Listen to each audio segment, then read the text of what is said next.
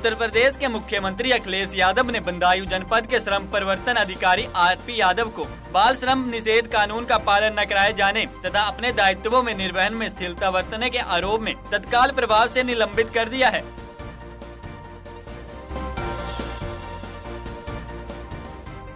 उत्तर प्रदेश के मुख्य सचिव आलोक रंजन ने राज्य में जलापूर्ति व्यवस्था सुचारू करवाने के लिए एक कंट्रोल रूम की स्थापना करने का निर्देश दिया है, जहां पर लोग अपनी पानी की आपूर्ति की कमी की शिकायत दर्ज करवा सकेंगे। उन्होंने कंट्रोल रूम को 24 घंटे संचालित करने के साथ व्यापारिक प्रचार प्रसार के भी निर्देश दिए हैं।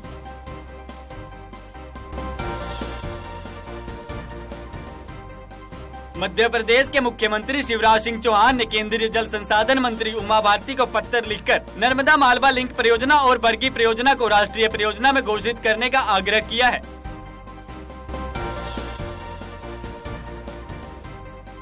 उत्तर प्रदेश के मुख्यमंत्री अखिलेश यादव ने कहा कि वर्ष 2016 में जितनी बिजली लोगों को चाहिए उपलब्ध रहेगी। केंद्र सरकार 1-1.5 वर्ष तक उत्तर प्रदेश को बिजली उधार दे दे, उसके बाद उनको वापस कर दिया जाएगा।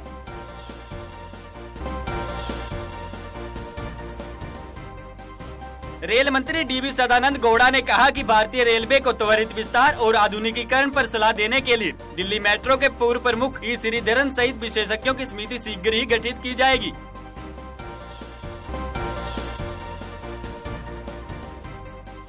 महिलाओं के प्रति हो रहे अपराध को लेकर केंद्र में भाजपा अब उग्र नजर आ रही है। प्रदेश के बदायूं, आजमगढ़ और इटावा में हुई दुष्कर्म की घटनाएं, पुलिस का लच्चा रवैया और सरकार की लाचारी के विरोध में भाजपा पार्टी ने सोमवार को मुख्यमंत्री कार्यालय का घेराव करने का ऐलान किया है।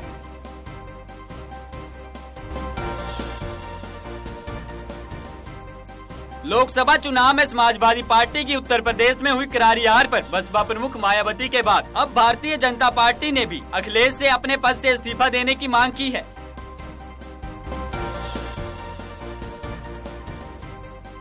बदायूं में 2 बहनों की दुष्कर्म के बाद हत्या पर सियासत जारी है। एक के बाद एक नेता बदायूं पहुंच रहे हैं। रविवार को बसपा प्रमुख मायावती बदायूं पहुंची, जबकि केंद्रीय मंत्री रामविलास पासवान सोमवार को बदायूं जाएंगे और पीड़ित परिजनों से मिलेंगे।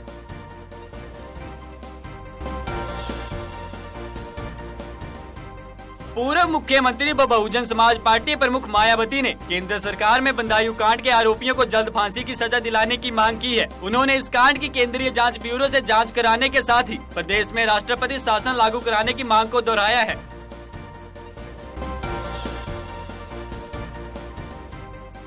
असम के विद्युत मंत्री प्रद्युत बोरदोलोई ने भारतीय जनता पार्टी के नेतृत्व वाली केंद्र सरकार से आग्रह किया है कि राज्य की विद्युत आपूर्ति 26 मई से पहले की तरह बहाल की जाए। उन्होंने असम के केंद्रीय मंत्री बनाए गए सर्बानंद सोनोवाल से इस मुद्दे को आगे ले जाने की अपील की है।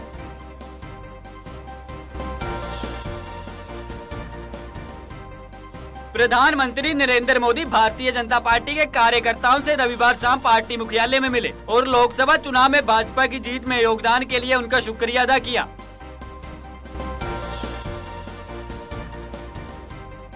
लोकसभा चुनाव के दौरान नरेंद्र मोदी ने महाराष्ट्र के एक गांव में चाय पे चर्चा अभियान शुरू किया था और उसके 3 महीने बाद विदर्भ के किसान भी कुछ ऐसी ही योजना बना रहे हैं। इस कार्यक्रम का मकसद प्रधानमंत्री द्वारा किए गए वादों को याद दिलाना है।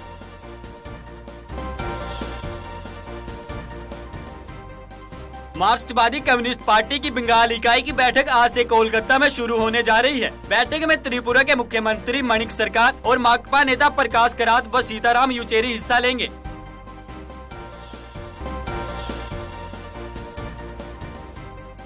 तेलंगाना रविवार मध्य रात्रि को देश के 29वें राज्य के रूप में अस्तित्व में आ गया है। तेलंगाना समर्थकों ने इसके लिए भव्य जश्न की तैयारी पहले से ही शुरू कर ली थी।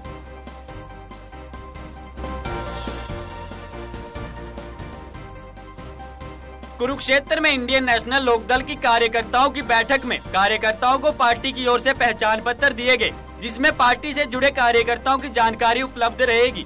इसके द्वारा अपनी पार्टी से बड़े नेताओं से मिलने के लिए पार्टी कार्यकर्ता सीधा मिल सकता है। इसी दौरान इनेलो प्रदेशाध्यक्ष अशोक अरोड़ा ने बढ़े हुए बिजली के दामों पर भी सरकार की कड़े शब्दों में आलोचना की और कहा कि हरियाणा के सभी थर्मल बंद पड़े हैं तो बिजली कहां से आएगी।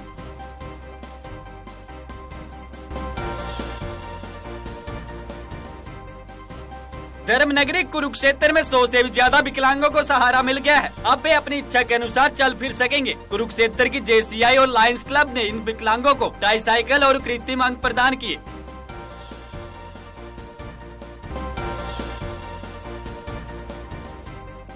रविवार को पीड़ित परिवारों से मिलने पहुंची बसपा सुप्रीमो मायावती ने कटड़ा कांड की आड़ में प्रदेश की अखिलेश यादव सरकार पर जोरदार हमला बोला। मायावती ने कहा कि राज्य में अगर ऐसी अराजकता रही तो सपा सरकार 1 साल में ही गिर जाएगी।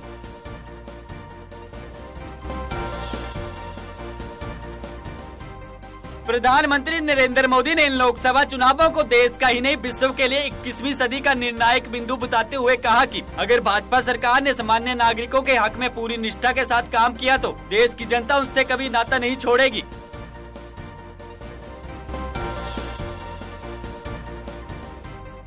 यूनिफॉर्म सिविल कोड को लेकर एक बार फिर से बहस शुरू हो गई है। कृषि मंत्री राधा मोहन सिंह के बाद अब सुप्रीम कोर्ट के पूर्व जज और प्रेस काउंसिल के चेयरमैन काटजू ने इसकी पहल कर दी है।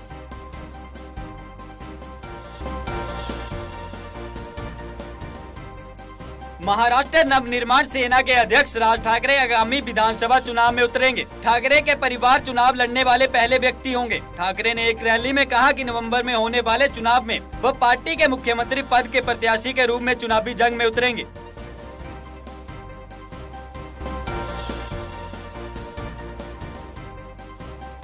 फिल्मी दुनिया में राम का किरदार निभाकर दुनिया को अच्छे व बुरे में अंतर बताने वाले मुंबई फिल्म इंडस्ट्री के शोभित अत्रे को हरियाणा की जगदारी पुलिस ने अपनी पत्नी से मारपीट व दहेज के लिए तंग करने के लिए गिरफ्तार कर लिया है। गिरफ्तारी के बाद पुलिस ने आरोपी को डिप्टी मैजिस्ट्रेट के समक्ष पेश किया। कोर्ट ने आरोपी की जमानत नामंजूर कर उसे पूछताछ के लिए 1 दिन के पुलिस रिमांड पर भेज दिया है।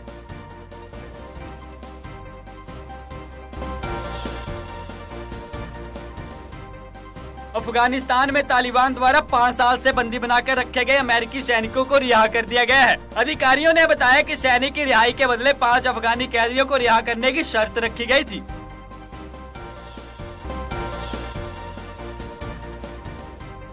ब्रसेल्स में इस सप्ताह G7 शिखर सम्मेलन की शुरुआत होगी। इस सम्मेलन का मुख्य मुद्दा यूक्रेन का समझौता हालात, रूस के साथ संबंध, वैश्विक अर्थव्यवस्था और ऊर्जा सुरक्षा होगा।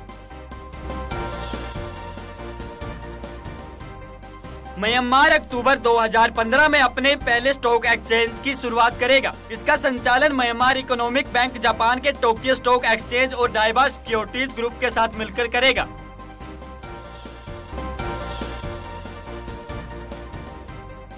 दक्षिण कोरियाई वैज्ञानिकों ने प्रागैतिहासिक काल के वेलोसिरैप्टर डायनासोर से प्रेरणा लेते हुए दुनिया के सबसे सरल और तेज रोबोट बनाने का दावा किया है। इसका नाम द रैप्टर रखा गया है।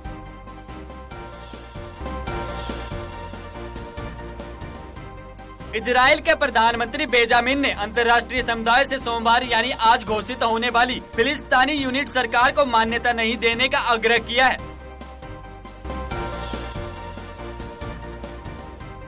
रूस के उत्तर पश्चिमी में Mi-8 हेलीकॉप्टर के दुर्घटनाग्रस्त होने के बाद 16 लोग लापता हो गए हैं, जबकि इस दुर्घटना में 2 अन्य लोग घायल हुए हैं। रूस के आपातकालीन मंत्रालय की ओर से यह जानकारी दी गई है।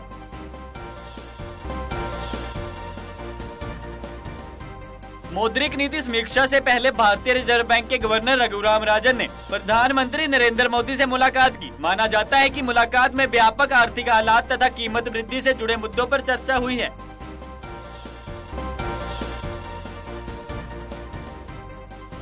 Federation of Indian chambers of commerce and industries ने केंद्रीय वित्त मंत्री अरुण जेटली से कहा कि देश में एक अनुकूल कर विनियामक वातावरण की आवश्यकता है।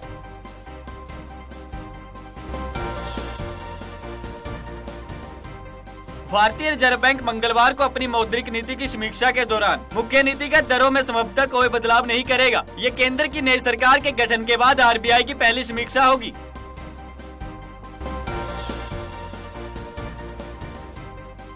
तमिलनाडु के मुख्यमंत्री जयललिता ने कहा कि जो लोग केंद्र में नई सरकार के आने पर प्रगति की उम्मीद कर रहे थे, उन्हें डीजल की कीमत में 50 पैसे की वृद्धि से निराशा हुई है।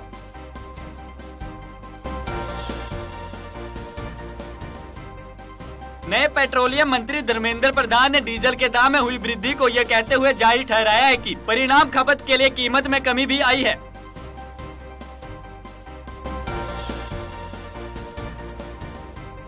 नकदी के मामले में देश के सबसे धनी उद्योग घराने रिलायंस इंडस्ट्रीज निवेश के लिए कारपोरेट बॉन्ड व सरकारी प्रतिभूतियों को तरजीह दे रही है। सभी भारतीय कंपनियों में रिलायंस का निवेश पोर्टफोलियो मुकेश अंबानी की अगुवाई वाली रिलायंस इंडस्ट्रीज के पास पिछले वित्त वर्ष के अंत तक 90,000 करोड़ रुपए की नकदी पर बिक्री योग्य प्रतिभूतियाँ थी।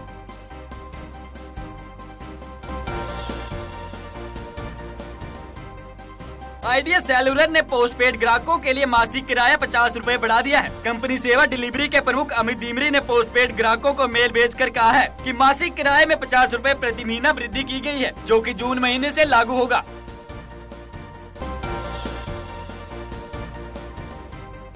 कोलकाता नाइट राइडर्स ने रविवार को एम चिन्नास्वामी स्टेडियम में किंग्स 11 पंजाब को 3 विकेट से हराकर आईपीएल के 7वें संस्करण का खिताब अपने नाम कर लिया है। ये नाइट राइडर्स की दूसरी खिताबी सफलता है।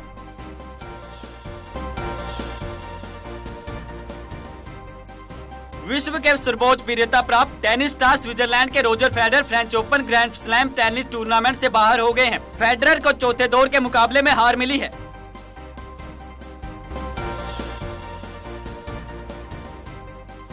भारत की सानिया मिर्जा और जिम्बाब्वे की कारा ब्लैक की जोड़ी रविवार को शानदार प्रदर्शन करते हुए French open grand slam tennis tournament के महिला युगल वर्ग के क्वार्टर फाइनल में पहुंचने में सफल रही है।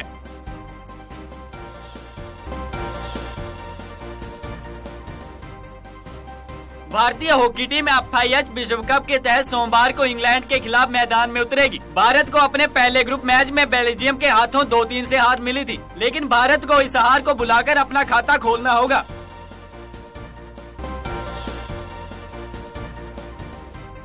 त्रिनाद एवं टोबैगो के खेल मंत्री अनिल रावत ने वेस्ट इंडीज क्रिकेट बोर्ड से ऑफ स्पिन गेंदबाज सुनील नरेन के नाम पर फिर से चर्चा करने को कहा है। वेस्ट इंडीज क्रिकेट बोर्ड ने उन्हें न्यूजीलैंड के खिलाफ टेस्ट सीरीज खेलने से बाहर रखने का फैसला किया था।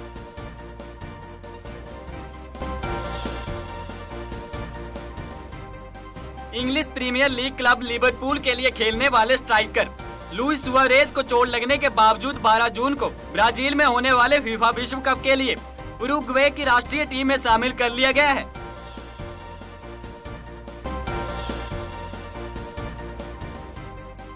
हास्य कलाकार कृष्ण अभिषेक ने हास्य टेलीविजन धारावाहिक कॉमेडी सर्कस से अपनी हाजिर जवाबी से छोटे पर्दे पर राज किया। वे कहते हैं कि निश्चित रूप से Kapil Sharma Comedy Nights with Kapil से सरीखा शो करेंगे।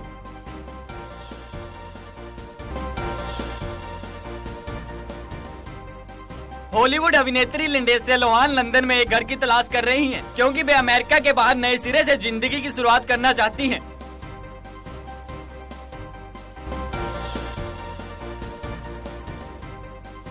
महानायक अमिताभ बच्चन जल्द ही टेलीविजन रियलिटी शो कौन बनेगा करोड़पति में मेजबान के रूप में वापसी करेंगे, लेकिन उनके छोटे पर्दे की यात्रा यहीं खत्म नहीं होगी। वे अपने पहले टेलीविजन धारावाहिक युद्ध में भी नजर आएंगे।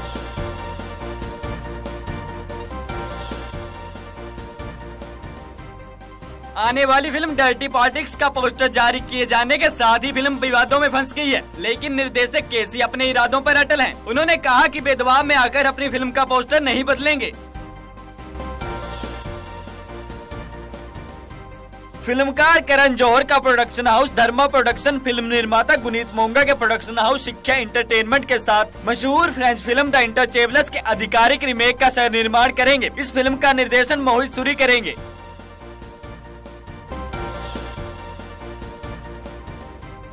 हॉलीवुड अभिनेत्री अंजेलिना जोली कहती हैं कि उनके अभिनेता मंगेतर ब्रैड पिट के अभिनेता दोस्त जॉर्ज क्लूनी उनके पहले परिणय सूत्र में बनेंगे।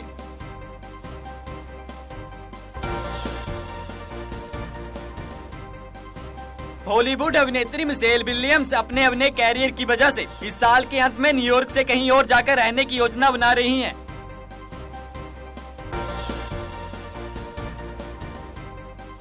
टेलीविजन अभिनेत्री बरखा दत्त ने अपराध पर आधारित टेलीविजन कार्यक्रम एनकाउंटर से एक कड़ी की है। उनका कहना है कि वे जल्द ही छोटे पर्दे पर एक अन्य कार्यक्रम में नजर आएंगी।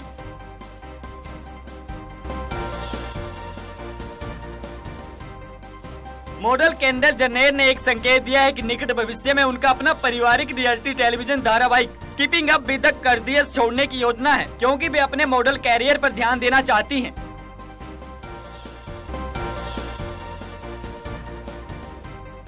सोनाक्षी सिन्हा बॉलीवुड की जानी मानी अदाकारा है, लेकिन उनका कहना है कि बॉलीवुड में उनका कोई दोस्त नहीं है, क्योंकि उन्होंने अभिनेत्रियों के साथ काम नहीं किया है।